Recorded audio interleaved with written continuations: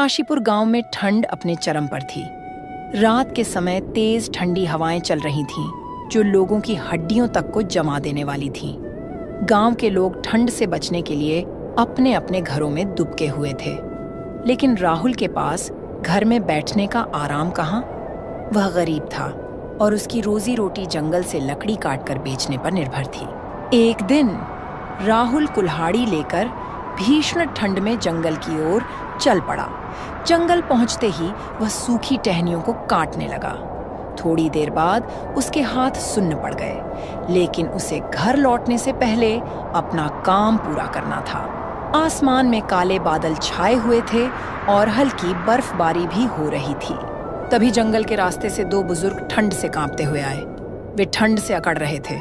एक बुजुर्ग ने कांपती आवाज में राहुल से कहा, बेटा, हम ठंड से बेहाल हैं। अगर तुम्हारे पास अलाव जलाने का साधन हो तो कृपया हमें थोड़ी राहत दो। राहुल को उनकी हालत देखकर दया आ गई। उसने जल्दी से लकड़ियों का ढेर लगाया और आग जला दी। आइए चाचा, अलाव जल गया है। आप आग के सामने बैठिए और अपने हाथ सेंक लीजिए। दोनों बुजुर्ग आग के सामने बैठ गए। तभी एक बुजुर्ग ने राहुल से कहा, बेटा, भगवान तेरा भला करे। आज तुम नहीं होते तो हम इस जंगल में ठंड से मर जाते। राहुल मुस्कुराया, लेकिन उसे घर जाने की जल्दी थी। उसने लकड़ियों का गट्ठर उठाया और कहा, चाचा, अब मुझे घर जाना होगा। मेरी माँ, पत्नी और बेटा मेरा इंतजार कर रहे होंगे। ठंड बढ़ रही थी और रात होने से पहले उसे घर पहुंचना जरूरी था। बुजुर्ग ने कहा, हाँ बेटा, जल्दी जाओ। ये ठंड किसी की भी जान ले सकती है। राहुल ने सिर हिलाया और तेज कदमों से घर की ओर चल पड़ा। लेकिन जंगल का रास्ता आसान नहीं था।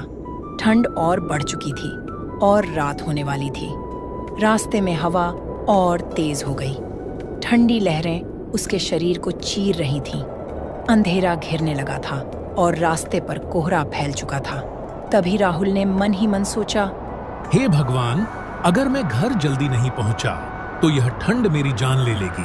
राहुल ने तेजी से कदम बढ़ाए, लेकिन कुछ ही दूर चलने के बाद उसका पैर एक गड्ढे में फंस गया और वह धड़ाम से गिर पड़ा।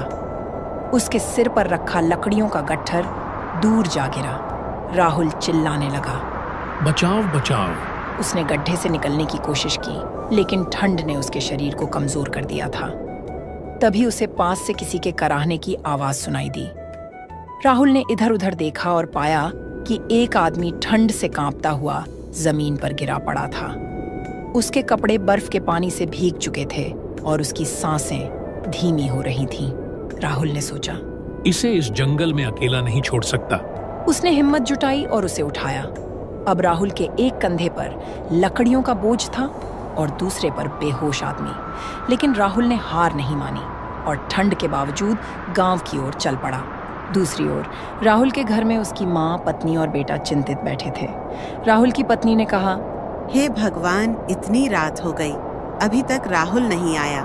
कहीं कुछ अनहोनी तो नहीं हो गई। राहुल का बेटा दरवाजे के पास बैठा था। तभी बाहर से पैरों की आहट सुनाई दी। राहुल की पत्नी दरवाजे के पास खड़ी हुई थी और देखा कि राहुल के कंधे पर एक बेहोश आदमी था। राहुल, तुमने इतनी देर क्यों लगा दी? ये आदमी कौन है? राहुल ने कहा, कुसुम, अब दरवाजे पर ही रोकोगी क्या? अंदर आने दो, बाद में सब बताऊंगा। राहुल उस आदमी को लेकर घर के अंदर आ गया। कुसुम ने जल्दी से अलाव जलाया और धीरे धीरे उस बेहोश आदमी की आंखें खुलने लगीं। राहुल की माँ ने पूछा, बेटा, ये आदमी कौन है? राहुल ने कहा, माँ, ये आदमी मुझे जंगल में मिला। ये ठंड से मरने वाला था। इसे छोड़ देता तो ये जरूर मर जाता।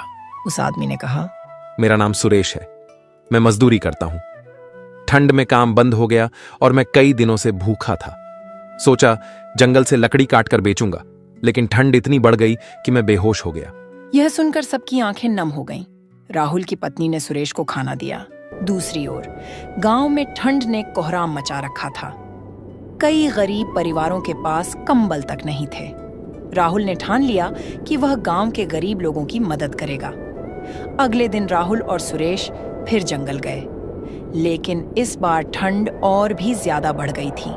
राहुल ने कहा, सुरेश, हमें जल्दी घर लौटना होगा, नहीं तो ये ठंड हमें मार डालेगी। सुरेश ने कहा, हाँ राहुल भाई, हमें जल्दी से जल्दी निकलना होगा। दोनों ने लकड़ियों का गट्ठर बनाया और गांव की ओर चल पड़े। रास्ते में ठंडी हवाएं उनके चेहरों पर थपेड़े मार रही थीं। हर सांस के साथ ठंड उनके शरीर को चीर रही थी।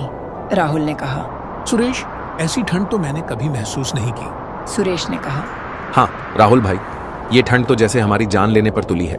दोनों ने हिम्मत नहीं हारी और गांव पहुंच गए। गांव में पहुंचकर राहुल ने लकड़ियां बांटनी शुरू की। गांव वालों को राहत मिली और उन्होंने राहुल और सुरेश का आभार जताया।